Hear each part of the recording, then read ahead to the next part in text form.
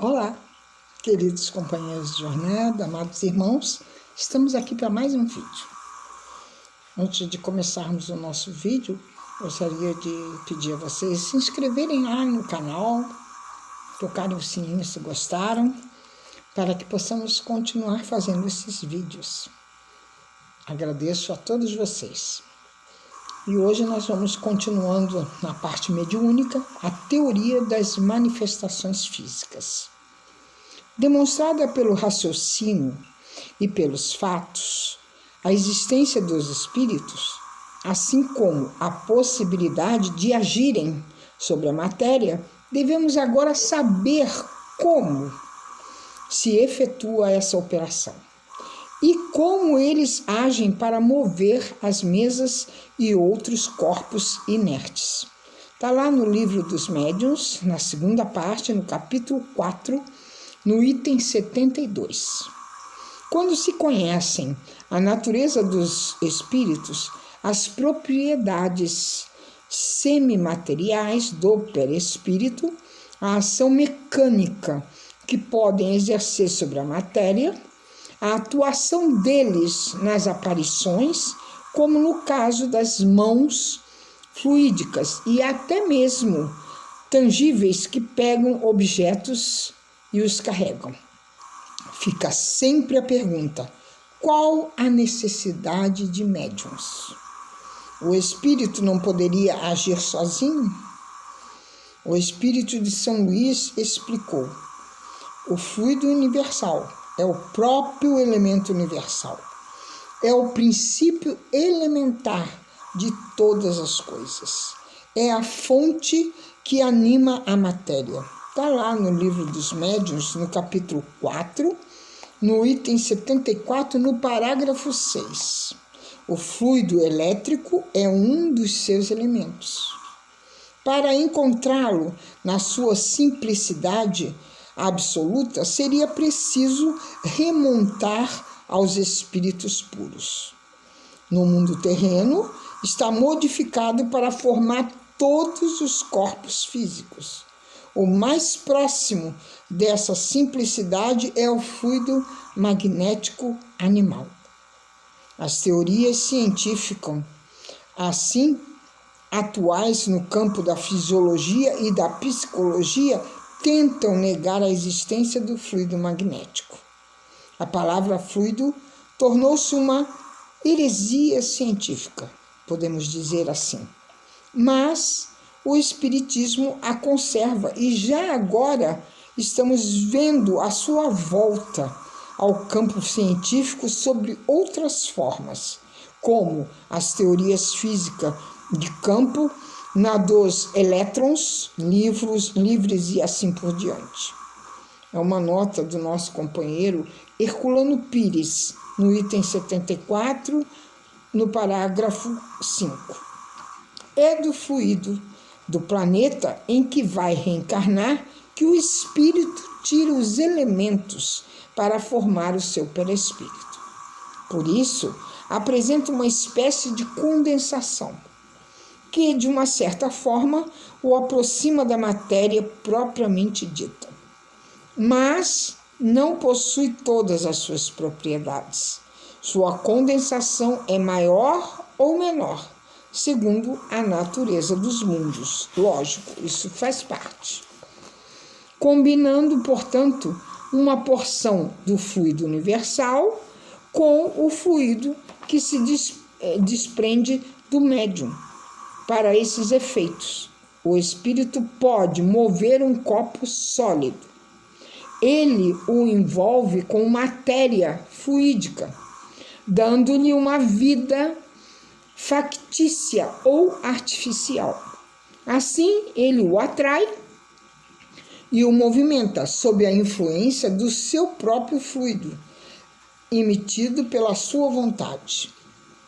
Se o objeto é muito pesado para ele, pede ajuda a outros espíritos da sua condição, sempre inferior, pois ainda não estão suficientemente livres da influência material. O espírito propriamente dito não pode agir sobre a matéria grosseira, sem um liame que o ligue a ela. Esse liame é seu perispírito, que, bem compreendido, é a chave de todos os fenômenos espíritas materiais. Os espíritos superiores não se ocupam em produzir esses efeitos. Eles possuem a força moral e, quando necessitam deles, se servem dos espíritos inferiores que possuem a força física, como os homens se servem dos carregadores. Observa Kardec que a densidade do perispírito varia de acordo com a natureza dos mundos e segundo os indivíduos. Nos seres moralmente adiantados é mais sutil. Nos inferiores, mais próximos assim da matéria, isso lhes dá as ilusões da vida terrena. Essa densidade do perispírito estabelece maior afinidade com a matéria e o torna mais apto para as manifestações físicas. Nesses fenômenos, o médium participa consciente ou inconscientemente, doando por sua vontade ou a sua revelia seu fluido magnético animal. Não se deve esquecer, todavia, de que esse fenômeno extingue-se com o fim da ação e até muitas vezes antes que a ação termine, quando a quantidade de fluido não for suficiente para animar o corpo sólido. Afirma o nosso companheiro Herculano Pires, no item 74, no parágrafo 14 do Livro dos Médiuns, que isso explica as interrupções inesperadas de comunicações. A falta de fluido faz a mesa cessar de mover-se, como o espírito comunicante se houvesse ausentado. Nesses fenômenos, a causa preponderante é o espírito, e o fluido é o seu instrumento. Complementa Herculano que um bastão na mão é animado por esta facticiamente, mas quando lançado ao chão, não tem vida. No mundo espiritual, os objetos são de uma outra natureza. A mão pode pegar um bastão e movimentá-lo, mas o pensamento não. Misturando o fluido animal do médium com o fluido universal do espírito, temos um pouco da natureza humana e um pouco da natureza espiritual, formando então um elemento intermediário. Diz ainda os parapsicólogos Whately, Cartron e Sowell, em sessão realizada na Universidade de Cambridge, na Inglaterra, obtiveram o fenômeno da voz direta, com levitação do megafone. A comunicação foi interrompida em meio, sem que eles pudessem explicar o motivo. Como vemos nessas explicações, deve ter sido a falta do fluido ectoplasmático. A produção desses efeitos e a potência deles depende do organismo e da maior ou menor facilidade na combinação dos fluidos e da simpatia do médium com o espírito, que com ele se une para essa ação. Esclarecem os espíritos lá no Livro dos Médiuns, no capítulo 4, no item 74, no parágrafo 19, que esta potência, como a dos magnetizadores, é maior ou menor. Encontramos, nesse caso, pessoas inteiramente refratárias, outras em que a combinação só se verifica pelo esforço da sua própria vontade, e outras, enfim, em que ela se dá tão natural e facilmente que nem a percebem, servindo assim de instrumentos sem o saberem. As pessoas ditas elétricas tiram de si mesmas o fluido necessário à produção dos fenômenos e podem agir sem o auxílio dos espíritos. não são propriamente médiuns no sentido exato da palavra, mas pode ser também que um espírito as assista e aproveite as suas disposições naturais. Observação: essas pessoas seriam como os sonâmbulos, que podem agir com ou sem o auxílio dos espíritos. Está lá no Livro dos Médiuns, no item 74, no parágrafo 20. Pondo em ação o fluido combinado pela sua vontade, os espíritos podem fazer tudo quanto fazemos, mas pelos meios correspondentes ao seu organismo. Algumas forças que lhes são próprias substituem os nossos músculos, da mesma maneira que a mímica substitui nos mudos a palavra que lhes falta. Está lá no Livro dos Médiuns, no capítulo 4, no item 74, no parágrafo 24.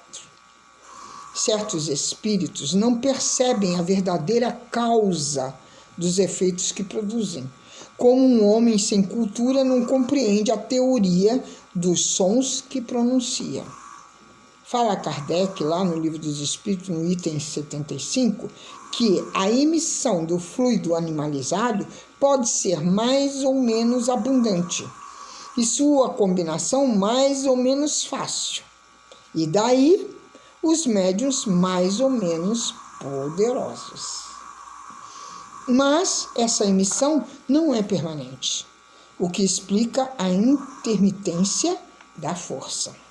Herculano Pires diz que, em nota no item 81, que essa faculdade mediúnica de efeitos físicos está sujeita à intermitência e variações que mostram a sua dependência da vontade pessoal do próprio médium. Essa independência poderia ser determinada por condições orgânicas ou psíquicas, como Kardec já acentuou, mas acusam também, em muitas ocasiões, a participação ou não de inteligência estranha ao médium, sem as quais ele não consegue a produção dos fenômenos de maneira satisfatória. E por isso nós vamos falar um pouquinho do serviço mediúnico. Todos sabem que há variedade de dons mediúnicos, mas o espírito manifestante pode ser o mesmo. Há também diversidades e tarefas no campo da espiritualidade, mas Deus é sempre o mesmo. Há multiplicidade, vamos dizer, de fenômenos e de ações, mas é sempre Deus a origem de tudo e a fonte geratriz de todos esses atos. A manifestação do Espírito é dada a cada um para o que for edificante, porque a mediunidade de cada um poderá variar. A um é dada a incorporação, a outra a possibilidade de expor assuntos de ordem científica, a outra a faculdade de tratar de assuntos doutrinários, a outro o dom de curar enfermos, a outros ainda podem ser instrumentos de fenômenos maravilhosos, e outros têm premonição, falando sobre os eventos futuros. A mediunidade é poliglota. Fazer todas essas coisas, o mesmo espírito ele pode, se ele tiver. Os outros, o poder de interpretar as línguas estranhas. Quem ler essas linhas julgará que está apreciando a transição de um trecho de compêndio sobre espiritismo. Dificilmente ele percebe que está lendo em linguagem atualizada um trecho do capítulo 12 da primeira epístola de Paulo aos Coríntios. No capítulo 14, a definição ainda é mais clara. Quando houver uma reunião de médiuns, cada um deverá atuar por sua vez, obedecendo à ordem e ao critério. Pois um pode recitar salmo, outro poderá receber ensinamentos doutrinários, outro poderá revelar novas verdades, outro ainda poderá falar numa língua desconhecida, e um último poderá, pelo Espírito, interpretar essa língua estranha. A primeira epístola aos Coríntios de Paulo, no capítulo 14, versículo 26, está lá. Portanto, foi o apóstolo Paulo quem afirmou há quase 2000 anos as mesmas verdades hoje apregoadas pelo Espiritismo. Consequentemente, aquilo que a doutrina dos Espíritos ensina aos homens ao tocante à mediunidade não é novidade, pois está solidamente alicerçado nos ensinamentos contidos nas epístolas de Paulo, o grande apóstolo dos gentios, o consolidador dos ensinamentos de Jesus Cristo. Isso evidencia claramente que a mediunidade era uma prática comum entre os cristãos primitivos. Do contrário, o grande apóstolo jamais falaria sobre esse assunto nas suas famosas cartas. É por isso que nos quadros da ação espírita há instrumentos mediúnicos para o esclarecimento, para a informação, para o reconforto, para a convicção, para o fenômeno, para o socorro aos enfermos, para as manifestações idiomáticas, para a interpretação e para discernimento, tanto quanto para numerosas outras peculiaridades do serviço. Entretanto, todos os espíritos, encarnados e desencarnados, que procuram a redenção espiritual através dos ensinos evangélicos, não devem jamais ignorar que o bem de todos é a luz do Espírito glorioso de Jesus Cristo. Que o homem precisa refletir nesse ou naquele setor de trabalho. Cumpre, pois, ao homem abster-se do contato com as forças que operam a perturbação e a desordem, visíveis ou invisíveis, na certeza que dará conta do uso de seus dotes mediúnicos, porque o Mestre Jesus Cristo, através dos seus mensageiros, aquinhou a cada um com tudo aquilo que for necessário, para colimar assim a sua reforma íntima. E a mediunidade é poderosa, é um coadjuvante para atingir essa meta. Vamos assim refletir quando tivermos o momento de desenvolvermos a nossa mediunidade. Graças a Deus, graças a Jesus. Um beijo em seus corações e até o próximo vídeo.